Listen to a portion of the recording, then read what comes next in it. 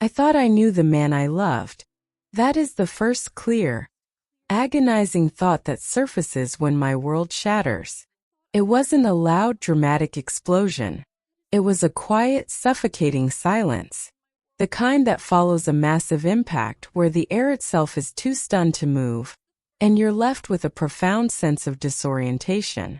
My world didn't just change. It felt as if the person I knew, the life I had built, was a complete fiction. Everything I believed to be solid, every assurance I held dear was suddenly not. And I was left alone in the ruins of a life I wasn't even sure was real. Before the ground gave way, before the man I loved became a perfect stranger, there was us. There was Chloe and Liam. Our life was, by all accounts, perfect. It was the kind of life you see in golden hour paintings, bathed in a perpetually soft, flattering light. We met in a crowded, dusty little bookstore, both reaching for the same worn copy of an old classic. Our fingers brushed. He smiled, a warm, genuine smile that seemed to crinkle the corners of his eyes, and insisted in that quiet, steady way of his that I take the book.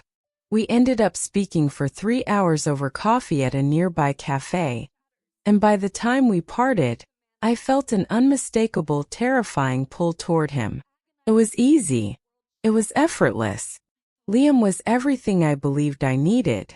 He was a structural engineer, a man who literally built things, who understood the absolute importance of a strong foundation. There is such a cruel irony in that now. He was steady, calm, possessing a quiet confidence that felt like solid ground beneath my chaotic feet. I was a whirlwind of creative energy, a graphic designer who saw the world in vibrant color and happy chaos.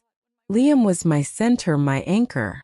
He had a rare gift for remembering the smallest, most insignificant details. My preferred brand of Earl Grey tea, the name of my grumpy childhood cat, even my irrational, childish fear of butterflies. He would leave small, sweet notes for me tucked into my laptop screen or taped to the milk carton.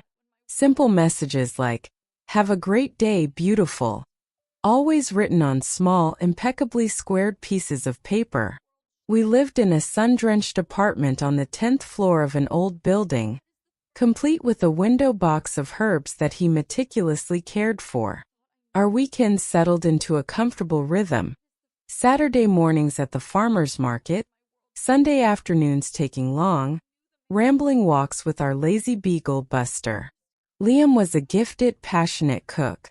He would spend hours in the kitchen, classical music playing softly from an old record player, meticulously crafting beautiful meals just for us. It was how he de-stressed, he said, finding peace in the methodical nature of slicing and seasoning. Our friends absolutely adored him. They'd look at me and shake their heads. "He looks at you, Chloe," my best friend Maya would say, "as if you are the only most spectacular person in the entire world." And he did. When he listened, his focus was absolute. He didn't just hear words. He seemed to understand the silent feelings beneath them, the fears I hadn't yet named. We had plans. We had been together for 4 years of complete, unwavering certainty. We spoke of the future constantly. A little craftsman house outside the city. We spoke of marriage, of children, of old age spent watching the sunset from a porch swing. We were building a magnificent life together, piece by careful piece. I had given him my heart without reservation, without question, because he had never, not once, given me a single reason to doubt him. Our trust felt like bedrock. He was my safe haven. But looking back now, the idyllic nature of it all feels like a cruel, elaborate performance. I see now that the perfection was the disguise. The stability was the lie. It was a beautifully constructed stage, and I was the only cast member who didn't know I was in a play. Every shared laugh, every quiet, intimate moment, every look of devotion, I now have to revisit through a dark, distorting lens. It is painful to remember how blissfully blindly unaware I was. Because while I was dreaming of our future, Liam O'Connell was running from a past so dark, so devastating, I couldn't have even imagined it existed. That carefully manicured perfection? It was the thickest wall he could build to hide the ghost of the man he used to be. And that ghost was about to come home. The first crack in that perfect world didn't come on a day of drama. It came on a Tuesday. An ordinary, unremarkable Tuesday. The sky was the color of slate, and a soft, persistent rain fell against the windows of our apartment. We were in the middle of applying for a mortgage, the final concrete step in cementing our future.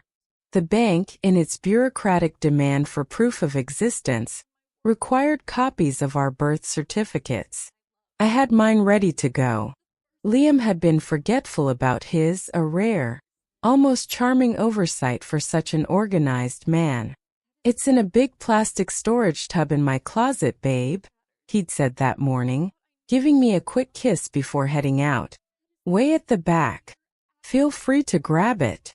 So after my lunch break, I went into our bedroom. The air still held the warm, sharp scent of his favorite cedar cologne. I opened his closet, meticulously organized just like him. Dress shirts color-coded, shoes lined up perfectly. At the very back, almost hidden by his winter coats, was a large utilitarian gray storage bin. I dragged it out, the plastic scraping against the floorboards. The lid wasn't sealed tight, and as I lifted it, a faint, musty smell of old paper and dust rose up. I started digging past old spiral-bound structural engineering textbooks and his college yearbooks. My fingers brushed against something hard, rectangular, and utterly out of place. It wasn't a file folder. It was a small wooden box. It was heavy, crafted from dark, aged oak, and felt smooth beneath my fingertips. It had a brass clasp, old and slightly tarnished. This felt alien in Liam's minimalist world of clean lines and modern design. Curiosity, that quiet, relentless destroyer of peace, took over. I lifted the lid. Inside, the first thing I saw was a driver's license. A New York State license. The face staring back at me was his, younger, maybe a little gaunt, with longer Messier hair, but unmistakably Liam. The eyes were the same, those warm, amber eyes I knew so well. But the name was not Liam. The name on the license was Daniel Rossetti. My heart gave a sickening lurch. I pulled it out. The birth date listed was 2 years earlier than the one on Liam's passport. The address was a small town in upstate New York I had never ever heard him mention. My breath caught in my throat. The air in the room grew suddenly thin. This has to be a mistake, I thought, my mind grasping wildly for a life raft. A fake ID from college? A joke? But it looked so official, so real, so old. My hands began to tremble. I set the license down and saw a photograph tucked underneath. It was faded and slightly creased at the edges. The same younger man, Daniel, with his arm wrapped tightly around a dark-haired woman, who was smiling radiantly. A small boy, perhaps 3 or 4, sat on his lap, clutching a bright red toy car. The wave of nausea that hit me was physical. This was not possible. Liam O'Connell was an only child. His parents, he'd told me, lived an off-the-grid nomadic life in Costa Rica. He had no other family. He certainly had no wife. He certainly had no son. My mind raced, frantically sifting through 4 years of shared history, searching for a single logical explanation. A cousin? A friend? He was holding them for someone else? But the sheer intimacy of the photo, the protective way his arm was around her, the way the boy leaned into his chest, it was a family. His family. I shoved the box's contents aside and my fingers brushed against a folded, yellowed newspaper clipping. My hands were shaking so violently now I could barely hold the paper steady.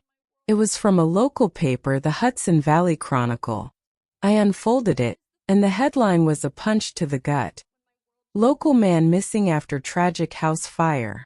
The article was brief, grim. It described a devastating fire that had completely destroyed a residential home. The wife, identified as Angela Rossetti, and their 3-year-old son Leo had died in the blaze. The husband, Daniel Rossetti, was missing, last seen fleeing the scene, presumed to have either died or, chillingly, to have fled the area entirely. The date on the article: just over 8 years ago. I dropped the clipping as if it had actively burned my hand. My body went instantly profoundly cold. Daniel Rossetti, Angela, Leo, a fire, a man who disappeared, a man who looked exactly like the one I slept next to every single night. It was him, the gentle, steady structural engineer I loved. The man I was planning to marry was a ghost. Liam O'Connell did not exist. He was an invention, a beautifully crafted lie. And the person he really was, Daniel Rossetti, had a past so dark, so tragic, it was utterly unthinkable. He had a wife and a child who were dead, and he had run from it all. The world tilted. The silence in the apartment became deafening. My mind, usually a whirl of creative ideas, was a void, screaming into nothingness. I stumbled back, driven by a panicked instinct. I didn't try to analyze. I shoved everything back into that wooden box, replaced the box inside the gray bin, and pushed the bin back into the deepest corner of his closet, behind the heavy winter coats. My mind was screaming into a void. I stumbled into the living room and collapsed onto the sofa, my heart hammering a frantic, trapped rhythm against my ribs. The rain outside was now a torrent, a fierce downpour that matched the hurricane that had just broken inside me. I thought I knew him. I knew nothing. I was in love with a stranger. The hours that followed were a blur of quiet, internal chaos. I sat on the couch, motionless, the image of that newspaper headline seared into my mind like a brand. My body was buzzing with a nervous energy, a physical echo of the immense trauma my mind was trying desperately to process. When Liam Daniel came home that evening, he walked in, shook the rain off his coat, and smiled that same warm, familiar, genuine smile. "Hey, you," he said, moving to kiss me. I flinched. A tiny movement, barely perceptible, but he noticed. "Everything okay, babe?" he asked, his brow furrowed with familiar, feigned concern. "Just a headache," I lied. The words tasted like ash and betrayal. How could he look at me with such tenderness? How could he maintain the flawless perfection of this persona? Every gesture now felt like a sinister performance. For the rest of the evening, I was a ghost in my own home. I watched him cook dinner, the familiar ritual of classical music and chopping now feeling utterly sinister. Who was this man standing in my kitchen? Who was I to him? That night I lay beside him, my body rigid, utterly incapable of sleep. The man next to me was an unknown quantity, a ticking clock. Secrets, I was learning, are not just an absence of truth. They are an active, corrosive presence. They are poison. The next morning, I knew I could not live with the silence. I needed facts. While he was in the shower, the sound of the water masking my movements, my hands shaking violently, I opened my laptop. Daniel Rossetti, Northwood, New York. House fire. The internet, that keeper of relentless memory, yielded its ghosts instantly. I found links to the article about the fire. Then, chillingly, I found an old social media page for Angela Rossetti. It was untouched in 8 years. Her profile picture was her, Daniel, Liam, and their son Leo, looking heartbreakingly happy and normal. My heart ached for this woman I'd never met, this life he had extinguished and replaced. Scrolling through her photos was a quiet digital nightmare.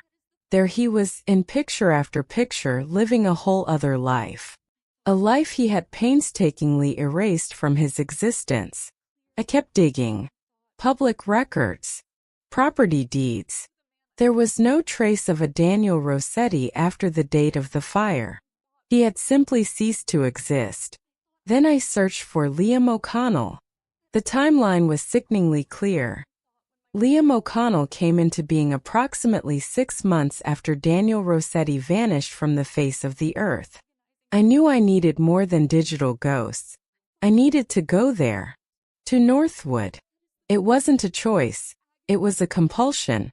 A gravitational pull toward the source of the lie. I told Liam I was going to visit my sister for a few days to work on a large freelance project. The lie came easily, unnervingly so, and that terrified me. He was turning me into a liar, too. He kissed me goodbye, told me to drive safe, told me he'd miss me. The disconnect between his loving words and the chasm between us was unbearable. The 3-hour drive upstate was fueled by a cold cocktail of adrenaline and dread. Northwood was a picturesque, charming town.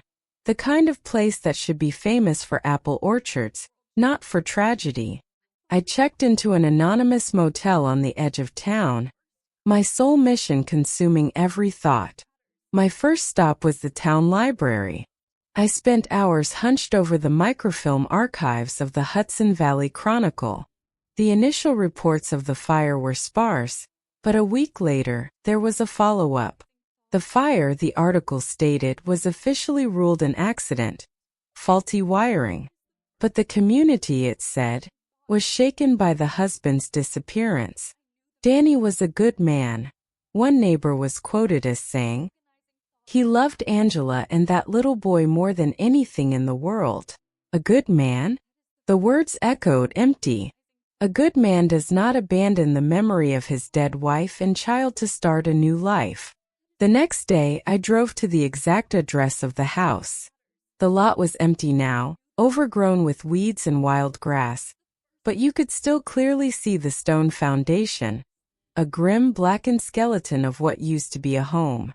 Standing there, I felt an overwhelming wave of sadness, not just for myself but for the real people who had died here. This was a real place. These were real people. I noticed an elderly woman tending her rose garden next door. Taking a deep, steadying breath, I walked over. "Excuse me," I started, my voice carefully neutral. "This might sound strange, but I'm doing some family research. Did you happen to know the Rossettis who lived next door?" The woman's expression clouded instantly. "Oh, honey, that was a long, long time ago. Such a tragedy for this town." "I know," I said softly, forcing tears into my eyes. "I'm a very distant relative of Daniel's. We lost touch years ago, and I only just heard what happened." She looked at me with immediate, profound sympathy. "None of us knew what happened to poor Danny. He adored Angela, you know. But the night of the fire, I think the shock just broke him. He was the one who called it in, you know. I heard him screaming incoherent on the phone. By the time the fire trucks got here, the house was engulfed and he was just gone. Vanished into the night. He was the one who called it in. He was there. He had watched it burn. Did the police ever suspect anything of him?" I asked, my voice barely a whisper. "Oh, heavens no," she said, shaking her head. "It was a clear-cut accident. Most of us just assumed the grief was too much, and he went off somewhere to end his own life. It's almost sadder to think he might be out there, still living with that pain." Living with it? He wasn't living with it. He had buried it. He had cut it out of his heart and started over, leaving the bodies and the memories behind in the smoking ruins. I thanked her, my mind reeling with a cold, heavy certainty. I got back in my rental car. I had my answer. The entire beautiful facade was true. The good man, the loving husband, Daniel, he had existed. But he had died in that fire too. And from his ashes, a new meticulously constructed man was born, Liam O'Connell. The drive back was different. The frantic, nervous energy was gone, replaced by a cold, heavy clarity. The question was no longer what had happened. The question was, what was I going to do now? The unraveling was complete. Now only the confrontation remained. I returned home late on Sunday, exhausted but mentally steel-hardened. I could not live with the secret anymore. I could not sleep next to a ghost, a fugitive. The only antidote to this poison was the truth, no matter how destructive it would be to both of us. He was on the couch, reading a heavy architectural blueprint, his face placid and absorbed. He looked up, and his face broke into that familiar, loving smile. "You're back. That was fast. How was your sister? Did you crush that deadline?" The casualness of his lie, the ease of his performance, sent a sliver of ice straight through my core. I stood in the doorway, my keys still clutched in my hand. "We need to talk, Liam," I said. My voice was flat, devoid of the warmth he knew. It was a stranger's voice. His smile vanished. He sat up straight, instantly recognizing the shift in my tone. "Okay. What's wrong? You look pale." "I didn't go to my sister's," I said, walking slowly into the center of the room. His brow furrowed, a practiced look of confusion. "What? Where did you go then?" "I went to a town called Northwood, in upstate New York." The reaction was instantaneous. It wasn't an explosion of anger, but an implosion. The color drained from his face until his skin was the shade of chalk. His entire body went rigid, and a look of pure, raw, primal fear entered his eyes. It was the look of a trapped animal who knew the net was closing. In that split second, I had my final, devastating confirmation. He was Daniel. I don't know what you're talking about," he stammered. But the words held no conviction. They were hollow air. "Don't," I said, my voice quiet but shaking with a sudden cold anger. "Do not lie to me. Not one more time." I walked to the coffee table and placed the copy of the newspaper article I had printed on its surface. The one with his name. Daniel Rossetti. He stared at it, his breathing growing shallow and panicked. Where did you get this?" he whispered, his voice thin and desperate. "Does it matter?" I shot back. "Is it true?" Silence. The only sound was the frantic ticking of the wall clock. Each second a hammer blow in the room. "Is your name Daniel Rossetti?" I pressed. He finally looked up at me, his face a mask of complete agony. He just nodded, a slow, jerky movement, his chin trembling. The quiet affirmation was worse than any scream. It made the lie real. "And Angela?" I continued, my voice trembling with suppressed tears. "And Leo? Were they your wife and son?" He flinched as if struck. He buried his face in his hands, his shoulders beginning to shake uncontrollably. A low, guttural, 8-year-old sob tore itself from his chest. "Yes," he choked out. "Yes, they were." "So you just left?" The rage was a cold, pure fire now. "You left your dead wife and your dead child in the ashes, and you just ran away? You built a whole new life on top of their graves." He looked up, his face streaked with tears, his eyes red and bloodshot. "You don't understand, Chloe. I swear you don't understand." "Oh, I understand that for 4 years, my life with you has been an absolute soul-destroying lie. Every story, every quiet memory, every trip we took, it was all a script. You're a coward, Daniel." "I had to," he cried, his voice cracking entirely. "That night, Chloe, that night destroyed me. It was an accident. The wiring. I always meant to fix it. We were arguing. I went out for a drive to cool off. When I came back, the house was already engulfed. I ran to the door, but it was too late. I knew they were gone, and it was my fault. I killed them, Chloe. I killed my family." He was sobbing uncontrollably now, His large body curled into a ball on the couch. His agony was immense, a tidal wave of grief held back by the dam of his perfect persona for 8 years. For a fleeting second, I felt a devastating pang of pity. But the feeling was instantly consumed by the immensity of the betrayal. "So you ran," I said, my voice ice again. "You let everyone you ever loved think you were dead. Daniel Rossetti died in that fire too," he whispered, a hollow echo of my own thought from days ago. I couldn't live with what I'd done. Becoming Liam. It was the only way to survive. The only way to start breathing again. "And what about me?" I asked, the final, most important question hanging heavy in the air. Was I just a part of the survival plan? Was I just a prop in your new clean life? Did you ever actually love me? "No," he insisted, scrambling off the couch and looking at me with a desperate, naked intensity one had never seen. "No, Chloe, loving you is the only real thing that's happened to me since that night. I was a coward. I know I was. I was terrified that if you knew, you would leave me. You didn't give me a choice," I said, and this time my own voice finally broke. The tears began to fall, hot, angry tears of pure loss. I fell in love with a man who doesn't exist. The man who does exist. He is a total stranger. He took a step, trying to bridge the distance between us. "Chloe, please. We can fix this. We can get through this." I took a step back, recoiling as if from fire. "No," I said, shaking my head violently. Trust, once shattered so completely, felt impossible to mend. "I need you to leave. Now." "What?" "No, please don't do this." "Leave," I repeated, my voice stronger. A new foundation forming beneath my feet. "Get your essential things. And go.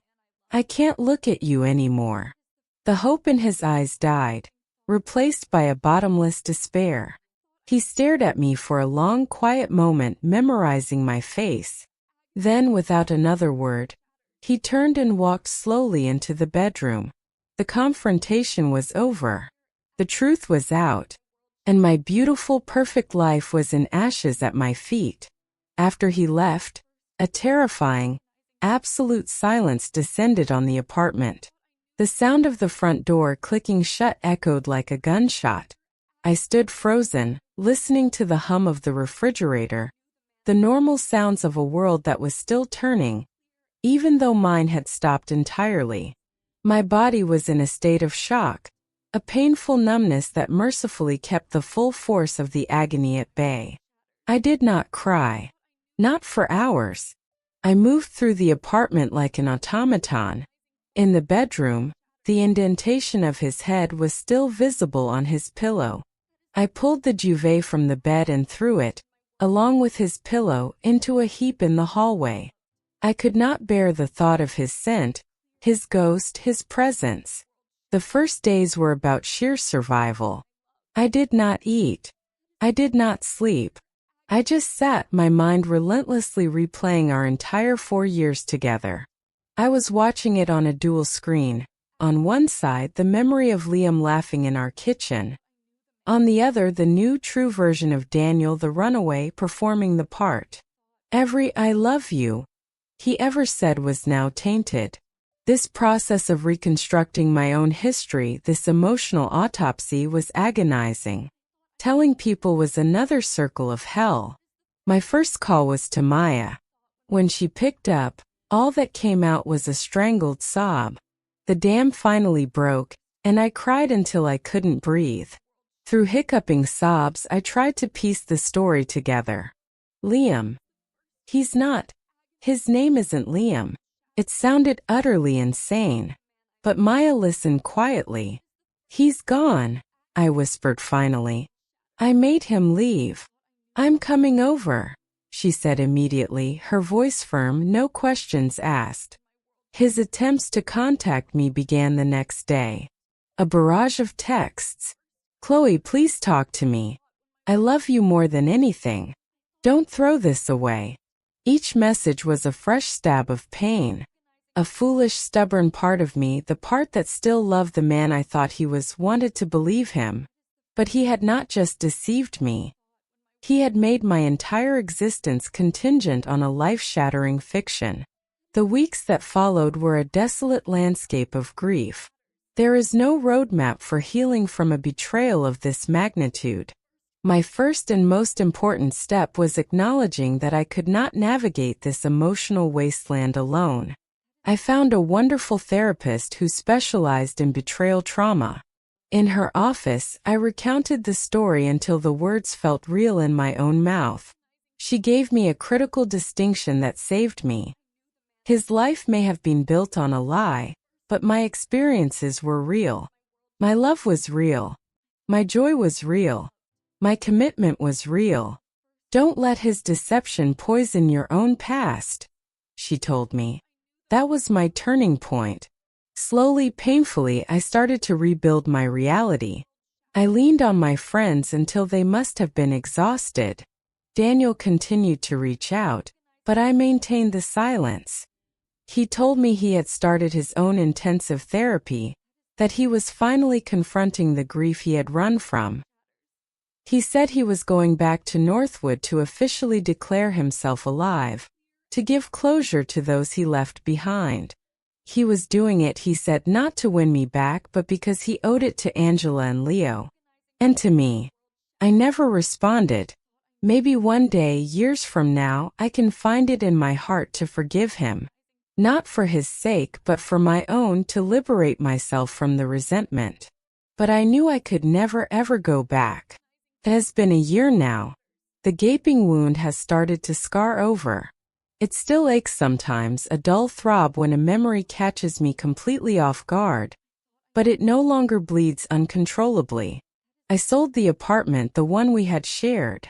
I could not stay there, surrounded by the ghosts of a life that was not mine. I moved into a new place, one that is entirely, unequivocally my own. It is smaller, but it is filled with my life, not his. I have learned that I am more resilient than I ever thought possible. I have learned the profound, necessary importance of trusting my own intuition, even when the facts seem to contradict it. And I have learned that while some betrayals can absolutely break you in half, they do not have to destroy you entirely. You can and you must rebuild. To anyone who has had their reality shattered by a lie, please know this. You are not alone. Healing is a long journey, and it demands patience and relentless self-compassion. The scars will remain, but they become a part of your story, a fierce testament to what you survived. They are a reminder that even after the most devastating fire, new, stronger things can grow. Thank you for listening to my story, for witnessing my pain and my survival. It's a terrifying reminder that we often think we know the person beside us best in the world, but sometimes reality reveals a much different and much darker truth. The journey from that initial horrifying discovery has been one of immense, profound growth. I lost the life I thought I had, but in the process I finally found myself. And that is a foundation that no one, not even a ghost from a past life, can ever take away from me.